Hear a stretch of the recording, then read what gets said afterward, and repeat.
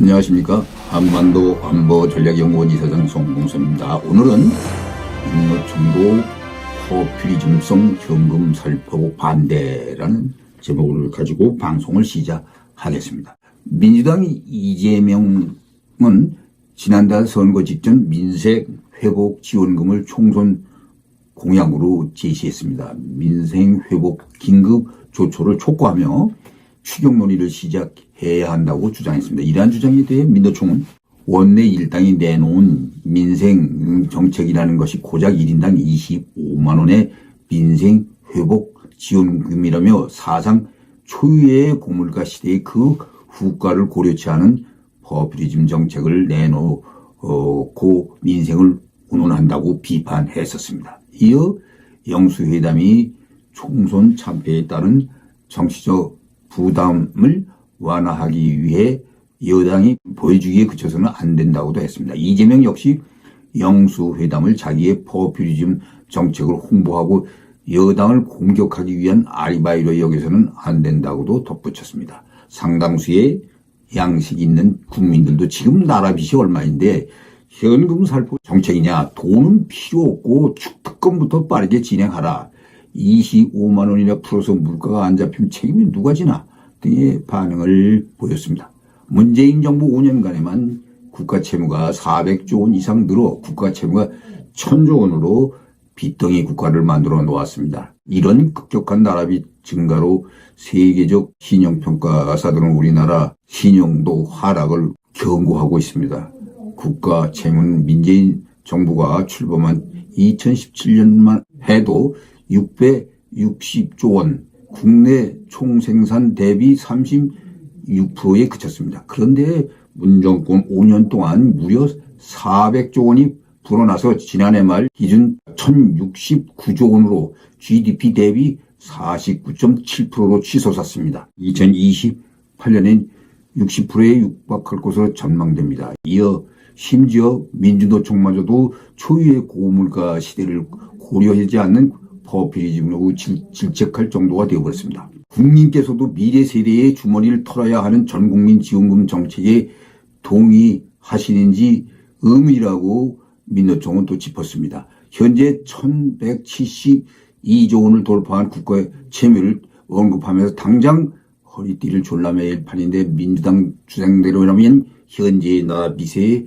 13조 원을 더 얹어야 한다며 이 돈을 갚을 책임은 결국 청년과 미래 세대가 지게 된다라고 여당은 주장했습니다. 비록 현금 살포시 13조 원 정도로 나라 빚이 크게 우려되지 않는다고 하지만 전년에 60조 원이나 되는 세수가 덜 거쳐서 경제정책의 차질을 믿고 있는데 이재명은 동문서답 오직 국민들을 호도하는 포퓰리즘만 주장하여 인기몰이와 사법 리스크 가리기에 올인하고 있어 한심스러운 모습을 보여주고 있습니다.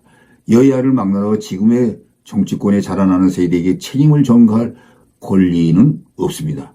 경제 전문가들이 일관된 주장이며 이는 옳은 말입니다. 그럼에도 불구하고 이재명은 민생이라는 말을 입에 달고 다니면서 경제 주기에 앞장서는 주장을 하여 민생을 주장하는 것과는 정반대의 목소리를 내고 있습니다.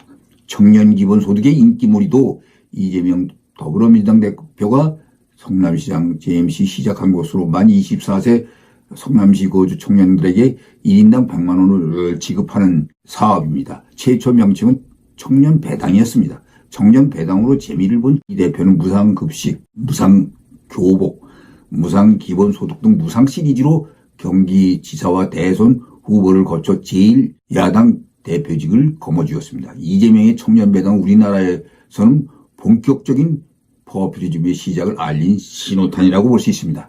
모든 경제 위기는 부패에서 비롯됩니다. 개인이든 국가도 과도한 빚은 파산으로 결말을 맺기가 마련입니다. 거대 야당이 빚을 내 나라 살림을 하자는 추경 주장을 굽히지 않고 있습니다. 이재명 대표는 35조 원 규모의 추경안 편성을 공식 제안했었습니다. 고금리 피해 회복 12조 원, 고물가 에너지 부담 경감 11조 원 등 정부 예산 외로 돈을 더 쓰자는 것입니다. 가계부처도 사정은 비슷합니다. 최근 한국은행은 한국의 GDP 대비 가계 및 비율이 105%로 세계에서 세 번째로 높아 이를 방치하면 성장률이 떨어지고 불평등이 심화될 것이라는 경고를 내놓았습니다. 대한민국이 빚으로 지은 집이 돼가고 있습니다. 미래는 빚의 홍수에 어떻게 대응하는지에 달려있다고 해도 과언이 아닙니다. 그리스는 2009년 재정 위기를 겪었습니다. 좌파 정치인인 안드레이스 파판드레우 전 총리가 복지 등의 혈세를 펑펑 쏟아내면서 나라 빚을 GDP 대비 110%대로 늘렸던 게 큰 원인이었습니다. IMF 구제 금융을 받아야 했던 그리스가 정상국가로 복귀한 데는 국민들이 2019년 알렉시스 치프라스라는 포퓰리스트 정치를 버리고 키리아코스 미초타키스 현 총리를 선택했던 게 결정적인 것이었습니다.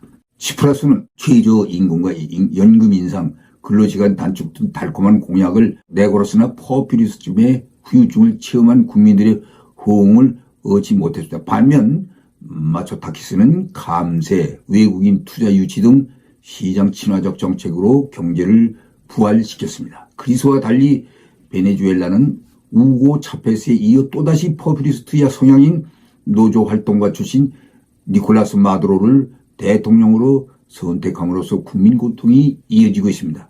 남미의 또 다른 자원 대국인 아르헨티나도 후안 페론 이후 이어진 포퓰리즘으로 국가 부도 위기가 일상화되어 가고 있습니다.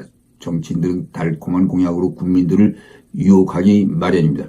국익보다는 선거에서의 당선이 최우선 목표이기 때문입니다.